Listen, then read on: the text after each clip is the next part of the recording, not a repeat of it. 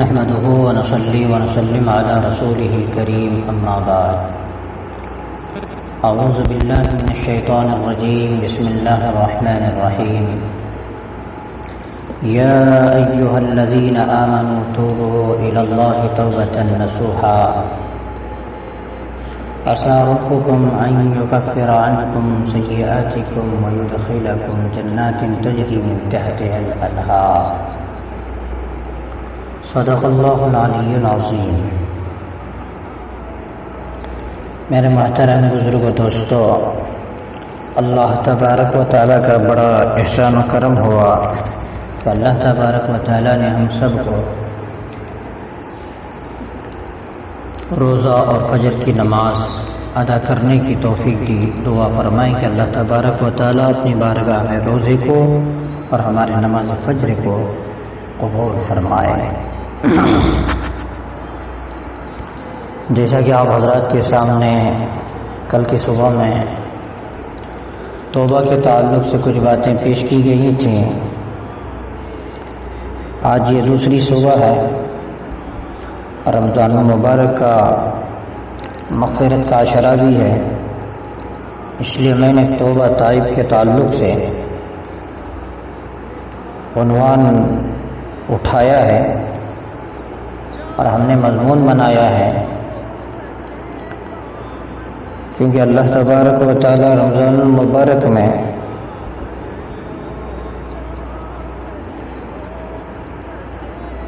جو بندے مومن نماز روزے کے ساتھ توبہ استغفار کے ساتھ اپنی زندگی بسر کر رہا ہوتا ہے، اللہ ان کی مغفرت کرتے ہیں۔ لیکن بہت سارے مسلمانوں کا ایک بڑا طبقہ ایسا بھی ہے جن کے لیے آج تک اب تک 14 رمضان المبارک کی صبح ہے، ان کے لیے رمضان نہیں آیا، ان کو رمضان کے روزے کی توفیق نہیں ملی، اللہ کا فضل ان کے اوپر نہیں اترا، اللہ نے ان کی طرف محبت کی نظر سے نہیں دیکھا۔ حدیث پاک میں رسول اللہ صلی اللہ علیہ وسلم نے فرمایا بھی ہے، جس بندے سے اللہ ناراض ہوتے ہیں ان کو اپنے احکام کی توفیق نہیں دیتے ہیں۔ اگر انسان کوشش بھی کرے کہ میں روزہ رکھوں اور عبادت کروں، توبہ کروں، ہاتھ پھیلاؤں، لیکن خیال تو دل میں پیدا ہوتا ہوگا، لیکن اللہ کی طرف سے توفیق نہیں ملتی ہے، ان کا وقت ادھر ادھر میں ضائع ہو جاتا ہے۔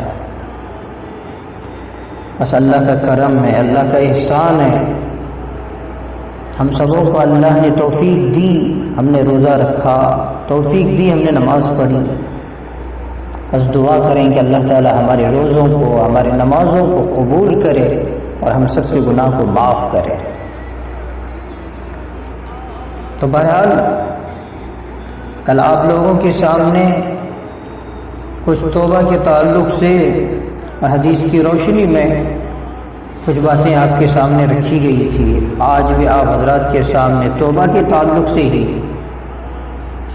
انشاءاللہ کچھ بات کرنے کی کوشش کروں گا۔ دعا کریں کہ اللہ تبارک و تعالی مجھے بھی اور آپ سب کو بھی عمل کی توفیق عطا فرمائے۔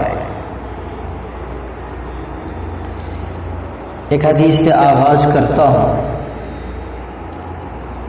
اس حدیث کے راوی ہیں حضرت ابو ذر اور حضرت معاذ بن جبل رضی اللہ تعالی عنہما۔ یہ فرماتے ہیں کہ رسول اللہ صلی اللہ علیہ وسلم نے ارشاد فرمایا کہ اللہ سے ڈر، تو جہاں بھی ہو، اور برائی کے بعد نیکی کر، یہ نیکی اس برائی کو مٹا دے گی اور لوگوں سے اچھے اخلاق کے ساتھ پیش آ۔ اس حدیث میں 3 باتیں ارشاد فرمائی ہیں، ان میں سے ایک یہ بھی ہے کہ جب کوئی گناہ ہو جائے تو اس کے بعد نیکی کر لے، یہ نیکی گناہ کی مغفرت اور کفارہ کا باعث ہوگی اور کفارہ کا باعث بنے گی۔ قرآن مجید میں بھی اللہ تعالیٰ نے ارشاد فرمایا ہے ان الحسنات یذہبن السیئات، بے شک نیکیاں گناہوں کو ختم کر دیتی ہیں۔ یہ بھی اللہ جل شانہ کا بہت بڑا انعام ہے کہ نیکیوں کے ذریعے گناہ معاف ہوتے رہتے ہیں۔ متعدد احادیث میں بھی یہ مضمون وارد ہوا ہے کہ جب کوئی مومن بندہ وضو کرتا ہے تو اس کی آنکھوں سے اور ہاتھوں سے اور پاؤں اور چہروں سے اور سر سے اور کانوں سے گناہ جھڑ جاتے ہیں۔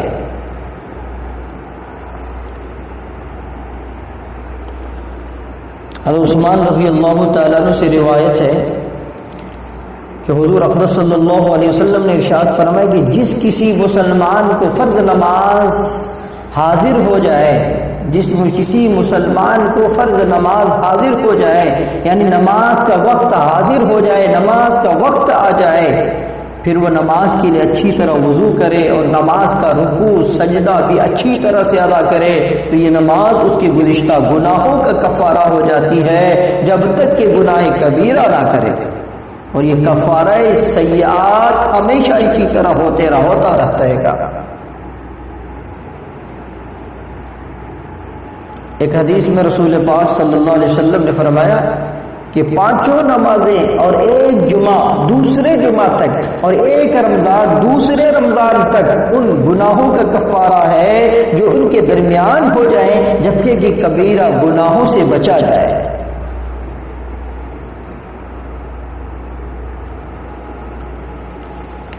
حضرت انس رضی اللہ تعالی عنہ سے روایت ہے کہ رسول اللہ صلی اللہ علیہ وسلم نے ارشاد فرمایا کہ ہر انسان خطا کار ہے اور بہترین خطا کار وہ ہیں جو خوب زیادہ توبہ کرنے والے ہیں۔ گنہگار مگر بہترین گنہگار وہ شخص ہے جو گناہوں پر نادم ہو کر توبہ کر لیتا ہے، کیونکہ گناہ پر نادم ہو کر توبہ کر لینا یہ آدم علیہ السلام کا طریقہ ہے اور ان کی سنت ہے، اور گناہوں پر ڈٹ جانا اور اس کی الٹی سیدھی تعویلیں پیش کرنا یہ ابلیس کا طریقہ ہے۔ آدم علیہ السلام سے معمولی سی اجتہادی خطا ہوئی تو اس قدر ہوئے کہ رونے سے چہرے پر نشان پڑ گئے اور ابلیس سے بہت بڑا گناہ ہو گیا، مگر اس کے چہرے پر ندامت کی ذرہ بھی نہیں چھائی۔ آدم علیہ السلام کو اپنی اجتہادی خطا پر ندامت ہوتی ہے تو رب کریم معافی مانگنے کا طریقہ اور الفاظ خود اللہ تعالیٰ سکھاتے ہیں۔ ربنا ظلمنا انفسنا وَإِن لَّمْ تَغْفِرْ لَنَا وَتَرْحَمْنَا لَنَكُونَنَّ مِنَ الْخَاسِرِينَ۔ یہ بھی ان کے ذرہ نوازی ہے کہ اپنے کمزور بندوں کو راضی کرنے کا طریقہ بھی خود بتلاتے ہیں۔ اور بات ہے صرف آدم علیہ السلام ہی کی نہیں ہے، بلکہ آپ جس نبی کے حالات کا بھی مطالعہ کریں وہ آپ کو اپنے بے مثال آقا کے سامنے عاجزی سے جھکے ہوئے اپنے لیے اور اپنے متعلقین کے لیے معافی مانگتے ہوئے دکھائی دیں گے۔ حضرت نوح علیہ السلام نے اپنے سرکش قوم کو اپنے پروردگار سے مغفرت کی دعائیں مانگنے کے لیے کہا تھا، مگر جب قوم نے تمرد اور استکبار کا راستہ اختیار کیا تو انہوں نے اپنے لیے اور اپنے والدین کے لیے اور ایمان والوں کے لیے بخشش کی دعا کی۔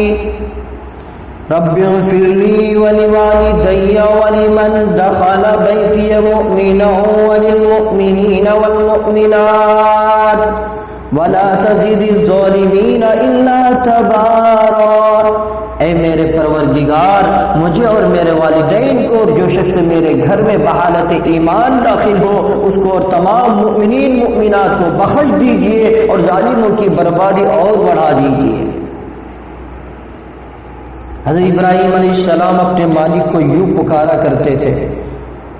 ربنا اغفر لی ولوالدی وللمؤمنین یوم یقوم الحساب۔ ہمارے پروردگار مجھے اور میرے والدین کو اور اہل ایمان کو جس دن حساب ہوگا بخش دیجیے۔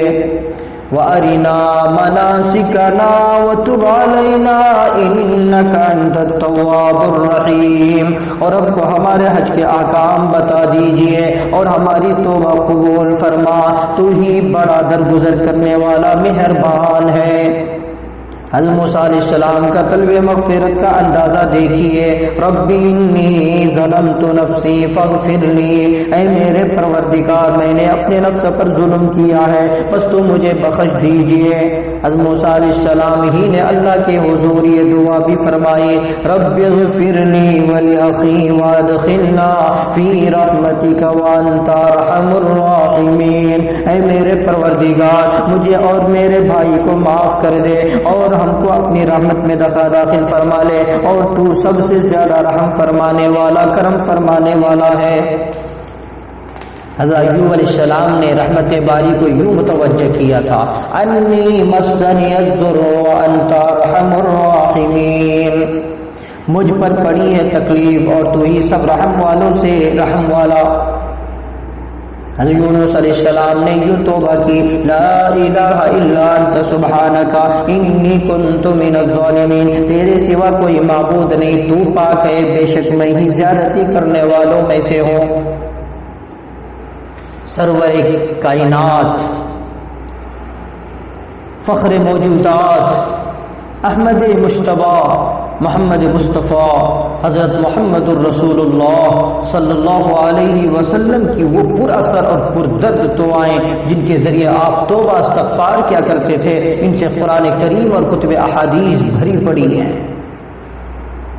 کبھی آپ صلی اللہ علیہ وسلم اس جامع دعا کے ذریعے توبہ استغفار کیا کرتے تھے، ربنا لا تؤاخذنا ان نسینا او اخطأنا ربنا ولا تحمل علينا اصرا كما حملته على الذين من قبلنا ربنا ولا تحملنا ما لا طاقة لنا به واعف عنا واغفر لنا وارحمنا انت مولانا فانصرنا على القوم الکافرین، اے ہمارے پروردگار نہ پکڑ ہم کو اگر ہم بھول جائیں یا چوک جائیں، اے ہمارے پروردگار نہ رکھ ہم پر بھاری بوجھ جیسا کہ رکھا تو نے ان پر جو ہم سے پہلے ہوئے، اور اے ہمارے پروردگار نہ اٹھوا ہم سے وہ چیز کے نہیں طاقت ہم کو اس کے اٹھانے کی، اور درگزر فرما ہم سے اور بخش دے ہم کو اور رحم فرما ہم پر، تو ہی ہمارا مالک ہے، پروردگار ہے، بس کافروں کی قوم پر ہماری مدد فرما۔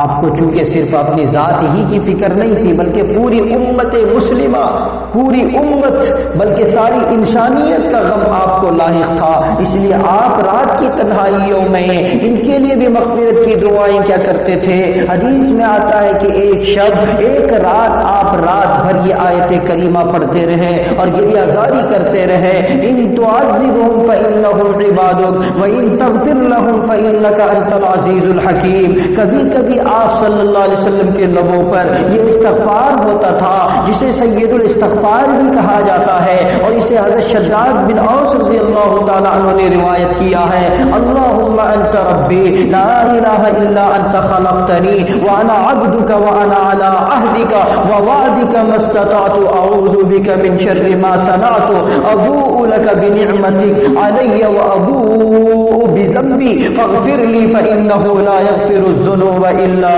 انت۔ اے میرے پروردگار، اے اللہ تو میرا پروردگار ہے، تیرے سوا کوئی معبود نہیں، تیرے سوا میرا کوئی مالک نہیں، تیرے سوا کوئی اور کسی کو دینے والا نہیں، تو نے مجھے پیدا کیا ہے اور میں تیرا بندہ ہوں اور تیرے عہد اور تیرے وعدے پر قائم ہوں، جہاں تک مجھ سے ہو سکے گا میں نے جو گناہ کیے ان کے شر سے تیری پناہ چاہتا ہوں، میں تیری نعمتوں کا بھی اقرار کرتا ہوں، لہذا مجھے بخش دیجیے کیونکہ تیرے علاوہ کوئی گناہوں کو نہیں بخش سکتا۔ صحابہ کرام بتاتے ہیں کہ رسول اکرم صلی اللہ علیہ وسلم بعض اوقات صرف ایک نشست میں ہی 100 بار توبہ اور استغفار کرتے تھے۔ حضرت ابن عمر رضی اللہ تعالیٰ عنہ نے بیان فرمایا کہ بلا شبہ ہم مجلس میں شمار کرتے تھے کہ رسول اکرم صلی اللہ علیہ وسلم 100 مرتبہ یہ الفاظ ادا فرماتے ہیں، رب اغفر لی وتب علی انک انت التواب الغفور، رب اغفر لی وتب علی انک انت التواب الغفور۔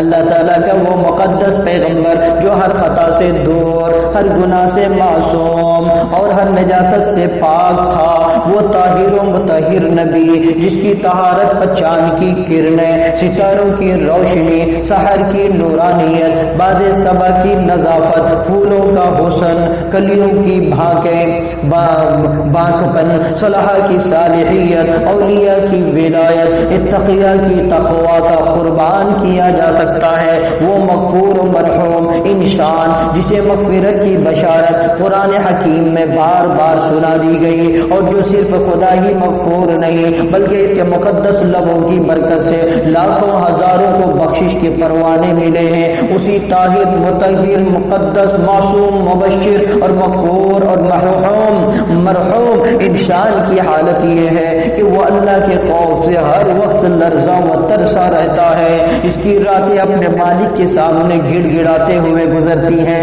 کثرت قیام سے اس کے پاؤں متورم ہو جاتے ہیں، وہ ایک دن میں 76 بار اور کبھی 100 بار توبہ استغفار کرتا ہے، مگر اس عظیم پیغمبر کا نام لینے والے ہم گنہگاروں کا یہ حال ہے کہ بال بال گناہوں میں جکڑا ہوا ہے، نام اعمال میں سیاہی ہی سیاہی ہے، لمبا سفر درپیش ہے مگر زیادہ راہ کچھ بھی نہیں ہے، زندگی گناہوں میں گزار دی ہے مگر ہمیں کبھی بھول کر بھی یہ توفیق نہیں ہوئے ہم گناہوں پر ندامت کریں، توبہ استغفار کریں، گڑ گڑا کر اپنے حکم عدولیوں کی تلافی کریں، مگر آپ کو ایسے فن خان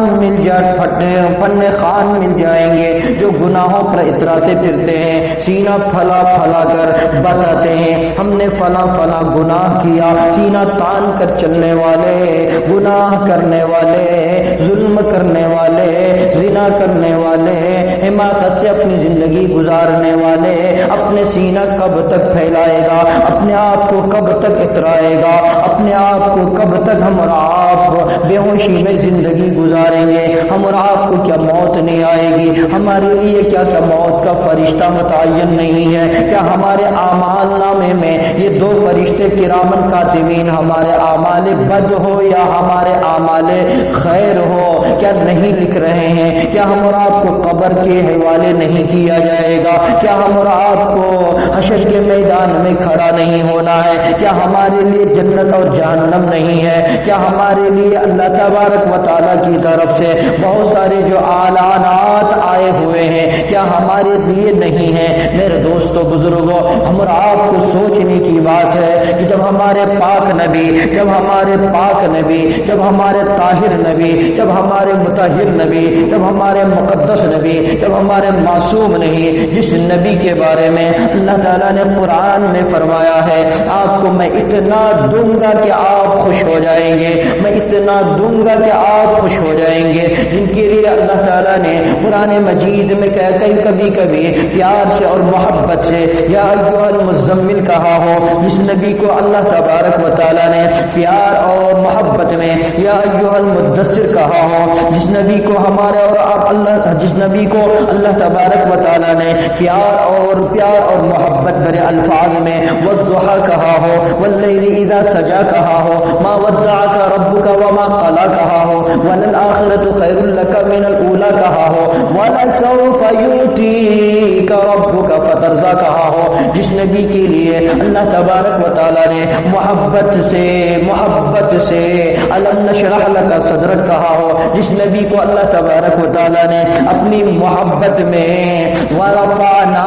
لک ذکرک کہا ہو، جس نبی کو اللہ تبارک و تعالیٰ نے والتین والزیتون وطور سینین وہذا البلد الامین کہا ہو، جس نبی کو اللہ تبارک و تعالیٰ نے لا اقسم بہذا البلد کہا ہو، وانت حل بہذا البلد کہا ہو، ووالد وما ولد کہا ہو، لقد خلقنا الانسان فی کبد کہا ہو، جس نبی کو اللہ تبارک و تعالیٰ نے ہر اعتبار سے محبت کے الفاظ سے پکارے ہوں، جس نبی کے بارے میں اللہ تبارک و تعالیٰ نے اعلان فرما دیا ہو، اے میرے محبوب نبی، اے میرے محبوب نبی، آپ کو میں نے وجود کائنات بنایا ہے، میں نے آپ کو وجود کائنات بنایا ہے، میں نے آپ کو وجود کائنات بنایا ہے۔ تو میرے دوستو وہ نبی آخر الزمان حضرت محمد رسول اللہ صلی اللہ علیہ وسلم دن میں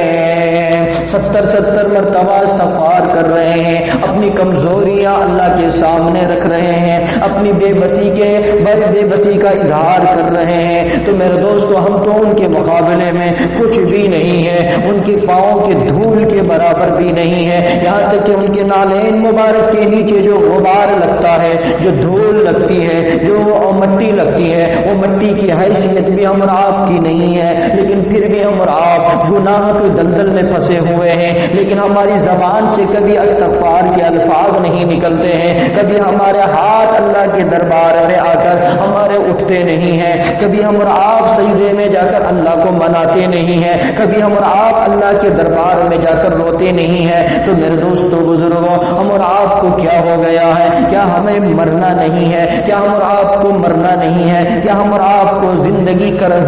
ہی میں دنیا ہی میں رہنا ہے؟ کیا ہم اور آپ کو قبر کے حوالے نہیں ہونا ہے؟ تو میرے دوستو اگر ہم اور آپ کو مرنا ہے اور ہم اور آپ کو اگر یقین ہے کہ ہماری موت ایک نہ ایک دن آنے والی ہے، تو اس سے پہلے ہم اور آپ اپنے آپ کو توبہ کر لیں، اپنے گناہوں کو مٹانے کی کوشش کریں، اپنے آپ کو ضلالت اور گمراہی سے نکلنے کی کوشش کریں۔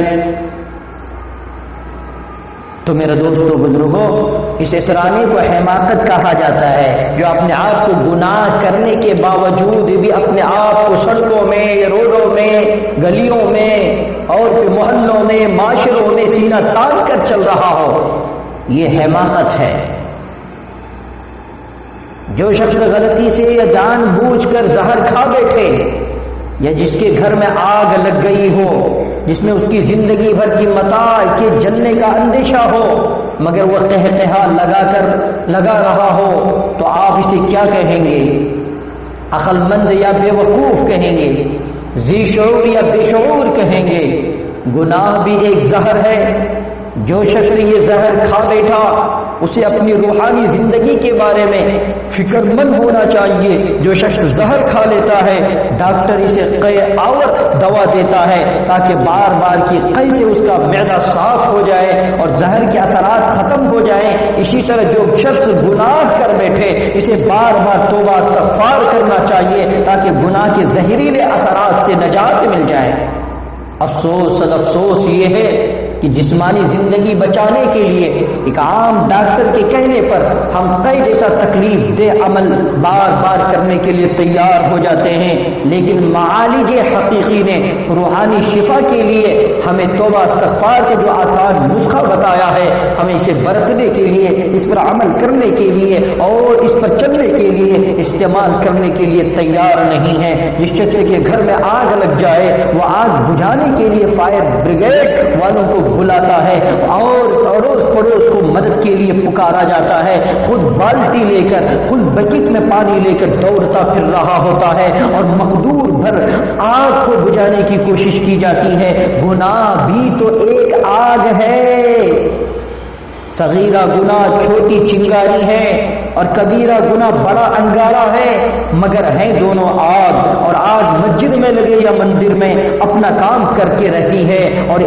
گناہ ایک ایسی متعدی آگ ہے کہ افراد سے قوموں تک سرایت کر جاتی ہے اور گھر سے نکل کر محلوں، بستیوں، شہروں اور ملکوں تک اپنی لپیٹ میں لے لیتی ہے، مگر اس آگ کو بجھانے کے لیے پڑوس کو پکارنے کی ضرورت نہیں ہے،